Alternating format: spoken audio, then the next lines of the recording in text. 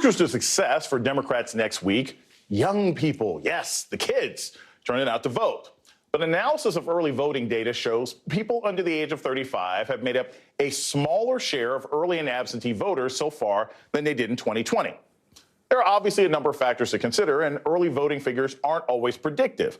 But Democrats have hoped the threat of abortion rights and the cancellation of some student loan debt would motivate young people to vote. Let's bring in New York Times columnist and MSNBC political analyst Charles Blow, and Christina Greer is back with us. Charles, I'll start with this.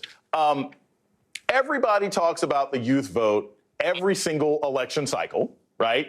They talk at young people instead of with young people. Do you think, just in an abstract sense, that Democrats have made the message about, hey, your abortion rights are being taken away, hey, student loans are on the table, and then Republicans sued against it? Do you think Democrats have made that message effectively, meaning it's actually getting to people under the age of 30, or have they done what they usually do? I think, it's important for us to think about this cycle a little bit differently than previous cycles. And I say it in the sense of not just about young voters, but in all sorts of ways. It's really not about so much about making the case. People are faced with a choice, and we have to figure out whether or not people are animated by the choice, whether or not they literally believe in democracy, want to save it. Do they literally believe in maintaining rights that you now have, or are you willing to see them eroded? That's really it. I mean, all these arguments that people are making on specific policy issues, great. I agree with many of them, but in the end, we have candidates who are running who shouldn't even be under consideration, nowhere near the top of the polls. They're tied, sometimes ahead in the polls. That means that people have basically just disregarded what the policy is. This is no longer about whether or not a case can be made. This is now an existential question. This is a bigger picture question. Do you have the energy? Do you have, the backbone? Do you have the will to fight this situation that we are now facing? And many young people are like other people, which is they're exhausted. And I want them not to be exhausted. I mean, King used to always say, you can't grow weary, but people do. They get tired. And I think that what we're seeing with a lot of voters, not just young ones, but including young voters, is that people are exhausted. They've been being told for year after year after year, because it's true, that the country is under threat. And now they're still being told that they're just tired. And we have to figure out a way to make them not be so tired. Right. It's interesting. I think it was Tim Ryan running in Ohio who said, I think it's the exhausted majority, or the frustrated majority is who he says he's speaking for. Dr. Greer, you and I are both still in the classroom. I'm faculty at School of Global Journalism and Communication at Morgan State University. You're at Fordham University. So we're interacting with young voters and first-time voters on a regular basis. Do you feel that the message has gotten through? When I talk to my students, some of them are registered, some of them aren't registered. They're in a state where it's very likely we're going to have the first African-American governor in the state of Maryland.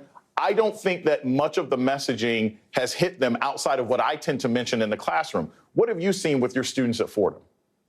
Right. I have somewhat of a biased sample because I tend to interact with students who are interested in politics, and they take my intro to politics courses.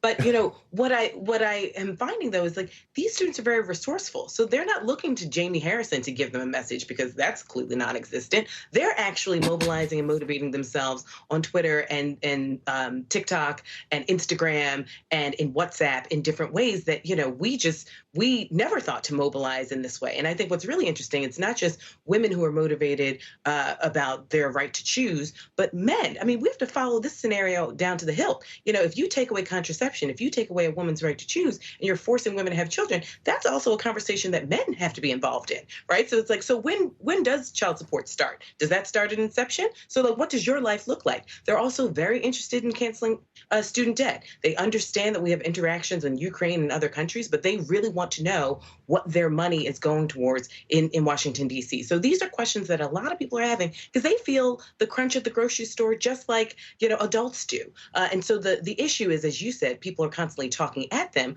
but they've moved on. As and Charles said, they are exhausted, but they also recognize they're going to mobilize and motivate themselves separate from the traditional institutional frameworks that we've grown accustomed to. Because if we're looking for the national DNC or RNC, the RNC is very effective with messaging. So for young people who are interested in the RNC, they actually do have their marching orders. They do actually know what they're against, which is all things American and all things democracy. But when it comes to Democrats, there's mixed messaging and it's all over the place. So they've actually motivated and mobilized themselves. And I think we might be surprised at the polls, pleasantly surprised for Democrats to see just how many young people actually did bother to come out, because they actually do recognize this feels a little different. Don't forget, they were locked down for a year and a half. They've had a very trying time these past few years, and they're recognizing that the adults that were in charge actually didn't always do what they should have done. And so I think that they're starting to see that their time will be here sooner than they thought.